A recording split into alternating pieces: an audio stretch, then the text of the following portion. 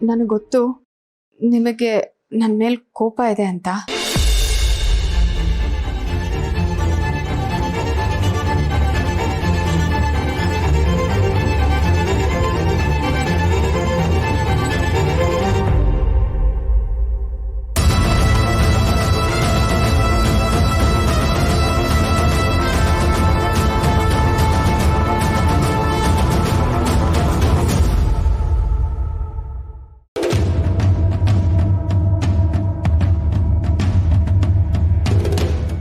ಅದು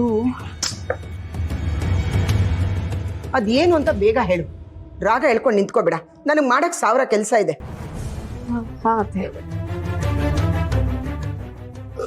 ಅತ್ತೆ ಅದು ನಾನು ಸಿದ್ದು ಅವರು ಹೊರಗೆ ಹೋಗಿ ಬರೋಣ ಅಂತ ಅನ್ಕೊಂಡ್ಬಿಟ್ಟಿದ್ದೆ.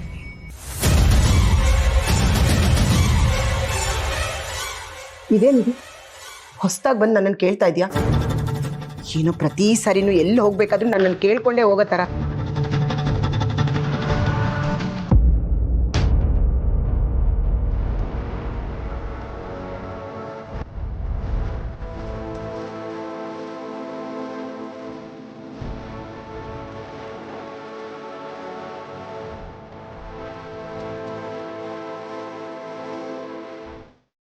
ನಮ್ಮಣ್ಣ ಯಾಕೆ ಮೂಕಬ್ರಿಯ ಮಾಡ್ತಿದ್ದನು? ಅತ್ತೆ ನನ್ನಿಂದ ತಪ್ಪಾಗಿದೆ, ನನ್ನ ಕ್ಷಮಿಸಿ. ಇನ್ಮುಂದೆ ನಿಮ್ಮನ್ನ ಕೇಳ್ಕೊಂಡೇ ಹೋಗ್ತೀವಿ. ಈ ಸಲ ಪ್ಲೀಸ್ ಒಪ್ಕೊಳ್ಳಿ ಅತ್ತೆ. ನಾನು ಹೇಳಿದ್ನಲ್ಲ, ನನ್ನ ನೀನು ಕೇಳಬೇಡ ಅಂತ. ದಯವಿಟ್ಟು ಹೋಗು.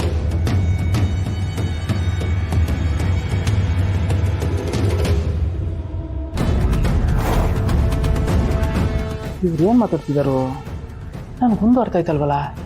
ಪ್ಲೀಸ್ ಅತ್ತೆ, ನಾನು ನಿಮ್ಮ ಕಾಲಿಗೆ ಬೀಳ್ತೀನಿ.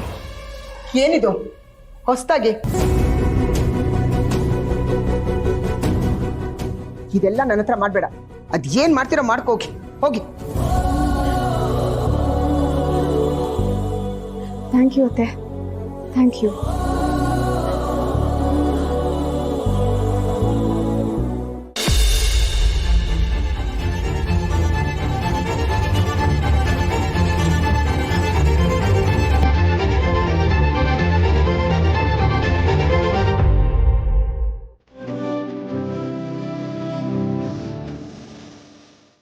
ಏನೇ ಇದೆ ಇವನ್ಗೆ? ತಲೆ ಮೇಲೆ ಒಂದು ಸೂ ಇಲ್ಲ, ಸ್ವಂತ ಮನೆ ಇಲ್ಲ. ಇಂಥ ಬಿಕಾರಿನ ಮದ್ವೆ ಆಗಿ ಬಂದು ನಾನ್ ಮದ್ವೆ ಆಗಿದ್ದೀನಿ, ಪ್ರೀತಿ ಮಾಡಿದೀನಿ ಅಂತ ಹೇಳ್ತಿದ್ಯಾ? ಅವನೊಂದು ಒದ್ದ ಆಚೆ ದಬ್ಲ. ಲಕ್ಷ್ಮಿ, ಇವತ್ತು ನೀನು ಮನೆಯಿಂದ ದೂರ ಆಗಿದ್ದೆ ಸರ್. ನೀನು ದೂರ ಇದ್ರು ನನ್ನ ಮನ್ಸಿಗೆ ಹತ್ರನೇ ಇದೆಯಮ್ಮ. ಈ ಕಾಲ ಅನ್ನೋದು ಎಲ್ಲವನ್ನ ಮರೆಸುತ್ತೆ, ಆದರೆ ನಿಮ್ಮ ಅಣ್ಣನಿಗೆ ಹಠ ಅನ್ನೋದನ್ನ ಮಾತ್ರ ಮರೆಸ್ತಾ ಇಲ್ಲ. ಇವತ್ತು ನೀನು ಈ ಮನೇಲಿದ್ದಿದ್ರೆ ಆ ಸಂತೋಷನೇ ಬೇರೆ ಇರ್ತಾ ಇತ್ತು.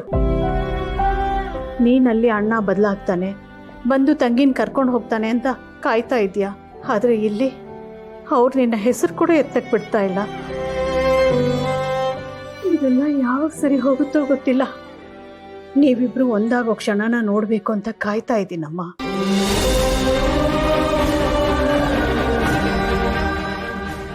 ಅಮ್ಮ,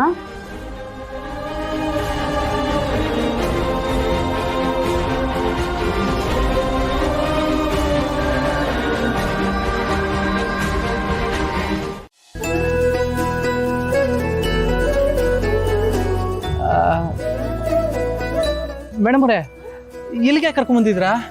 ಹೇಳ್ತೀನಿ ಸಿದ್ದು ಅವರೇ. ಅದು ಮನೆಯಲ್ಲಿ ಈ ಹಳೇ ಲೆಟರ್ ಸಿಕ್ತು.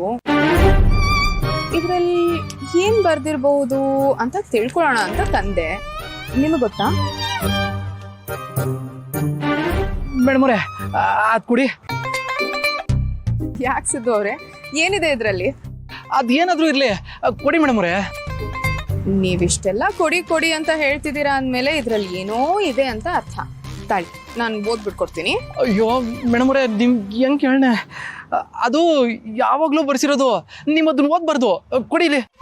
ಸರಿ ಸರಿ ಸರಿ, ಕೊಡ್ತೀನಿ ತಾಳಿ. ಮೇಡಮ್ ಅವರೇ, ಮೇಡಮ್ ಅವರೇ,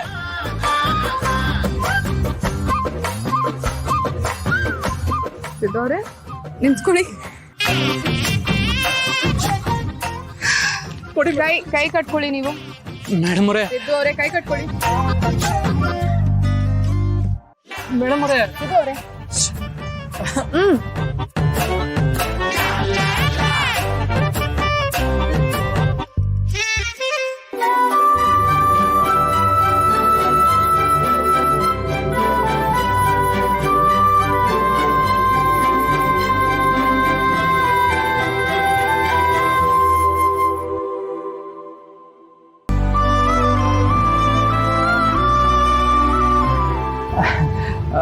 ಮೇಡಮ್ ಅವರೇ, ಅದು ನಿಮ್ಗೆ ತಾಳಿ ಕಟ್ಟಿದ್ಮ್ಯಾಕೆ ಆ ವಿಷಯನ ನಿಮ್ಮ ತಾವು ಹೇಳ್ಕೋಬೇಕು ಅಂತ ಬಹು ಪ್ರಯತ್ನ ಪಟ್ಟೆ.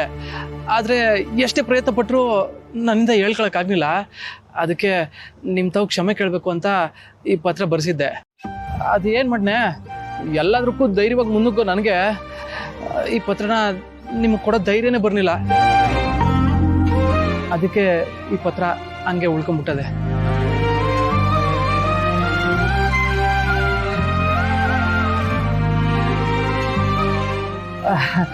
ಈ ಪತ್ರ ನಿಮ್ ತಾವ್ ಬೇಡ, ನಂತವನೇ ಇರ್ಲಿ. ಸಿದ್ದು ಅವರೇ,